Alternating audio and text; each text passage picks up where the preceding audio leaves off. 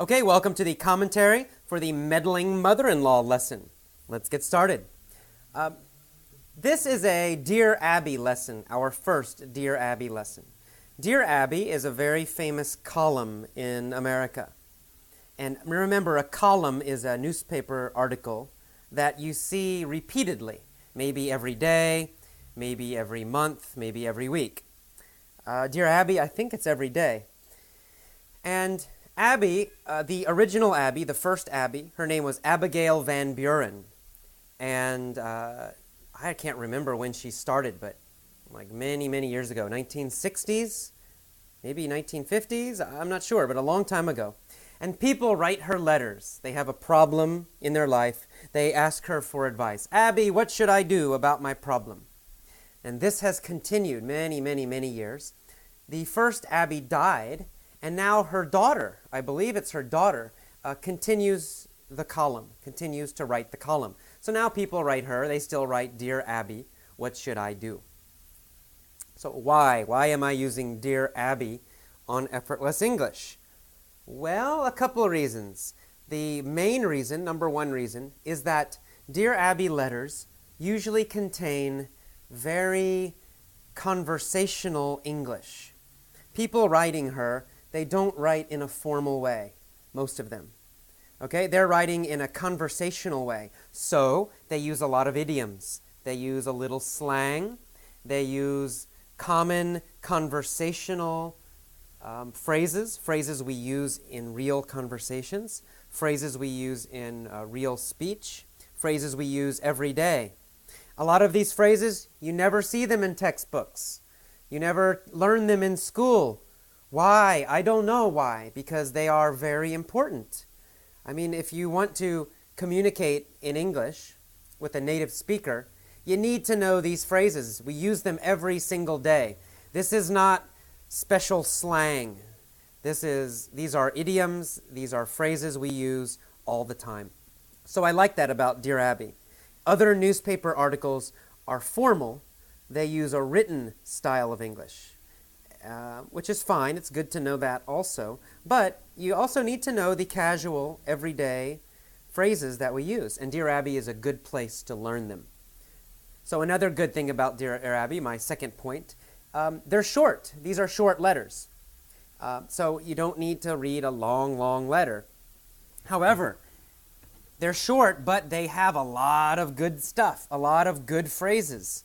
Even though this letter is very, very short, there's still several words and phrases we can learn from it. So I like that. And why do I like short? Well, I like short because it allows you to go deep, right? You can really focus on this little short article, which will have maybe, I don't know, it depends on your level, but it will have at least one new phrase, hopefully, maybe a few new phrases.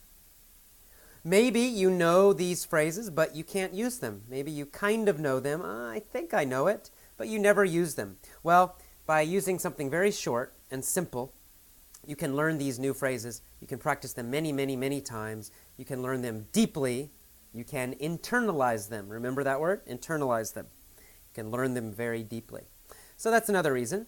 And reason number three, Dear Abby letters also have a nice bit of culture, a little bit of American culture. You can see some common problems that American people, American families, American relationships have. These people are writing about everyday problems. Now, some are a little strange. Some are quite normal. This one is very normal, the meddling mother-in-law. This is a problem probably many American wives might have. In fact, another point four, I guess, is that in fact, these are problems many people have in the world, not just America, right? Difficult mother-in-law, that's a problem that every country has. People in all over the world, wives have problems with their mother-in-laws.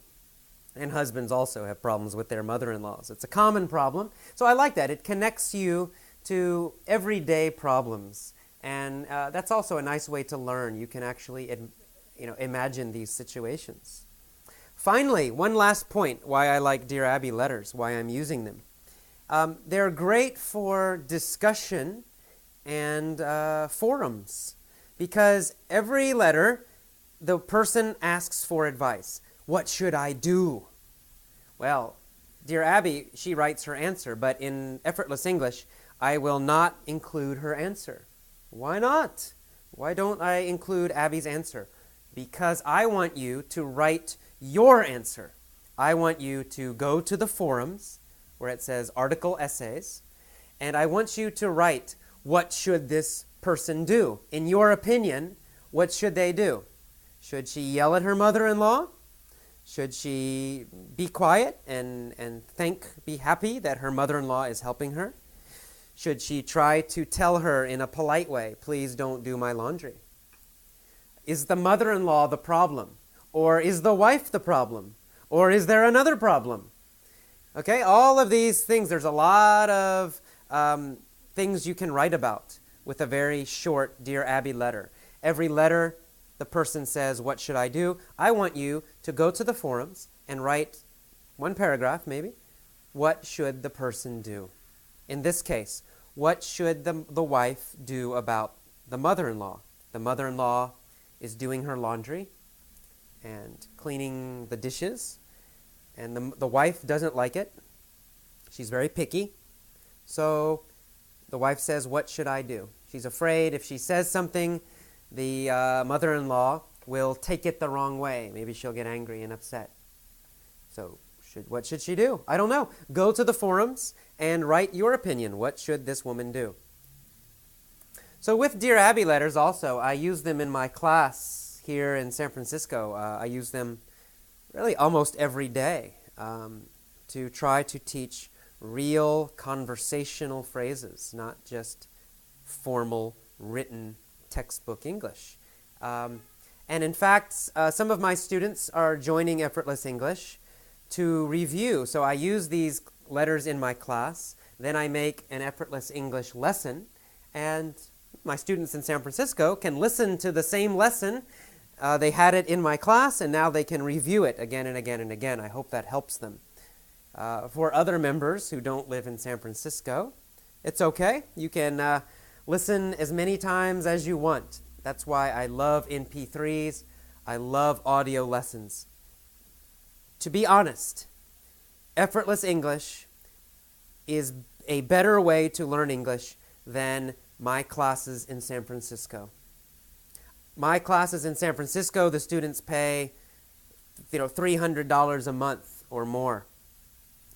You're paying, $50, $60, $77 for a year. But I think you have a better deal. I think you will learn English better than the people in my class. Why? Well, simple. Review and repetition. Review and repetition. My students in my class, they hear these lessons only one time. So when I taught them the Meddling mother-in-law letter, and they learned the new phrases, they enjoyed it. We practiced it. We did some mini stories. And then they went home, and they never looked at it again. They never heard it again. They never reviewed it again. So what happened? Well, they forgot. They forgot most of it. How do I know they forgot? Because the next day I asked them, what does take it upon yourself mean? And nobody knows. And I asked them a week later, and I asked them, what does picky mean? And nobody knows. They forgot. Why did they forget? They forgot because they did not internalize the English. They did not repeat it enough. They did not review it enough. They did not hear it enough times. That's your advantage, using the internet, using MP3s, using your iPod, using your computer. You can review and review and review as much as possible. With Effortless English, I encourage you, with each lesson, listen to each part one time, maybe 2 times, every day for 1 week or for 2 weeks, maybe for 3 weeks. I don't know. It depends on your level. If you are very high level, maybe 1 week is enough. If you're more of an intermediate level student, maybe you need a couple weeks, 2 or 3 weeks. But learn it completely. Okay, this is not a race. If you do every lesson very, very fast, you prove nothing.